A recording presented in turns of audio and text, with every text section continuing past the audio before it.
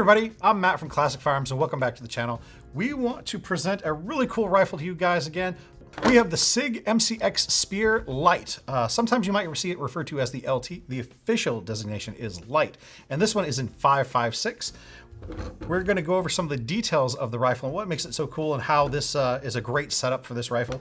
Starting at the front, working our way rearward. So on the end of the muzzle, we have Sig's proprietary flash hider or muzzle device. And this does act as a suppressor host, but only for Sig's own brand of suppressors. So if you are a member of the Quiet Gang and you're interested in using a line of suppressors other than Sig's, then you will need to replace this muzzle device. However, I will give you a heads up that it can be pretty hard. They put these things on here really, really well. So we have actually had to send barrels back to Sig to have those taken off.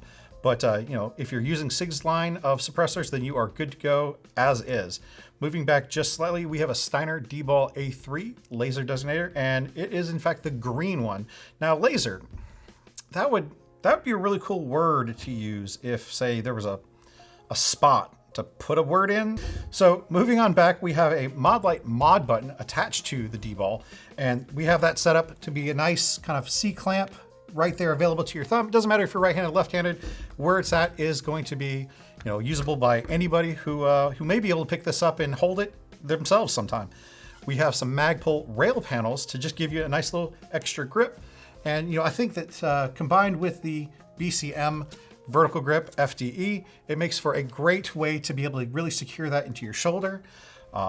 Sig's got their own kind of monolithic rail here at the top with the upper receiver, and it just gives you a lot of space to either mount optics or other accessories, or you can install all kind of M-LOK accessories like the way we have it set up.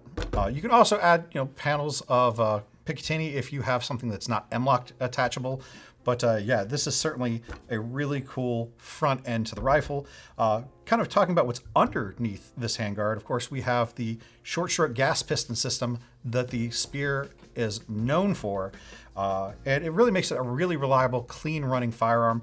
I definitely think that short stroke gas piston combined with the rotating bolt is just the kind of design that has pretty much won the design race as far as the modern development of small arms. Kind of moving on back.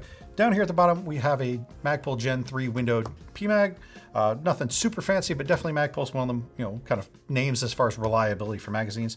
We have the EOTech EXPS3 holographic sight. That's paired with the EOTech G33 magnifier. So this is a 3x magnifier, and it'll help extend that range because, of course, this is an unmagnified holographic sight.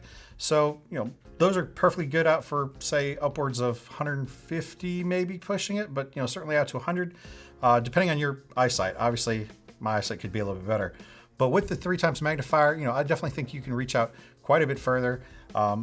Those of you who are out there and train extensively with iron sights might even be able to do better than that. But I think this setup gives you the flexibility to, engage targets both close range as well as a little bit further away. Successfully. Now we have Sig's really cool pistol grip down here. I don't know, it's definitely a pretty comfortable pistol grip. I like the texture that's on here. It avoids those kind of finger grooves that you see on some AR grips that I don't really like. One thing that is super cool as we look into this area here is the completely ambidextrous controls. So that's important for people like me who are left-handed, but also just what happens if you get injured and you're trying to utilize this in some kind of a defensive manner is if you have a limited ability to engage the controls, how does that affect your ability to use the rifle? So we're gonna take a look here on this side. You can see we've got the safety selector as well as the bolt catch, and this is a magazine release. If we flip the rifle around, we're gonna see those same controls again. So we have our safety selector. This is our bolt release, and then our traditional magazine catch. Also, we have a shell deflector and forward assist, which are pretty standard features, but you see them kind of eliminated on some rifles, and it's really cool that they are present on this rifle. We've got a nice ambidextrous, charging handle, so you can grab it from the right side or the left side. And then at the rear of it, we have this nice skeletonized folding stock. Now, it's going to be a little bit hard to do on camera, but there you go. Now, one thing I do find a little bit surprising as a left-hander is that this is left side folding, which for me is perfect. I'm perfectly happy with that because, as I'm holding the rifle, if I was going to carry it and then need to deploy the stock, I can just whip it out. For a right-handed person, you know, it might be a little bit more cumbersome. However, you know, it does make it great for storage or if you're getting into and out of vehicles, but you're not planning on trying to deploy the stock in the middle of engagement. But you know, that just gives you a lot more flexibility as far as how you're carrying it or where you're storing it.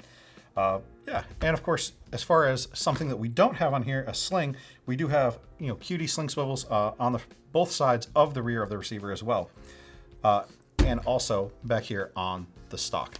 So you have lots and lots of options as far as, you know, other accessories you can put on there, or you can leave it just the way we have it set up.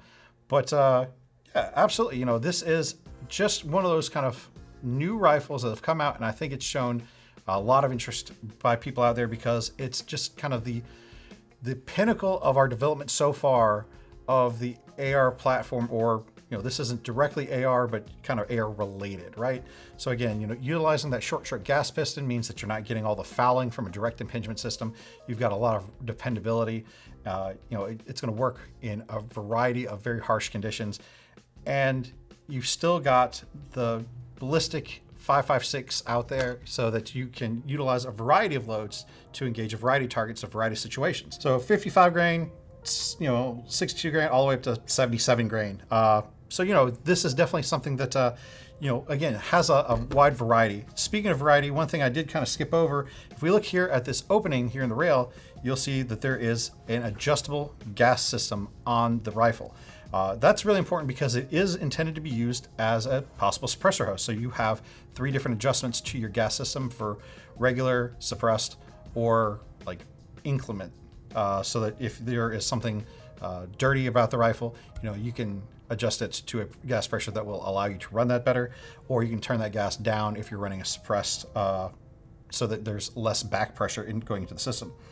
But yeah, again, you know, we just wanted to highlight this really cool setup because you know, there is a person out there who might be wanting to take one home, and you know, that would be really cool. Guys, I think that's about it. That's you know, a great rundown of this rifle and what makes it special.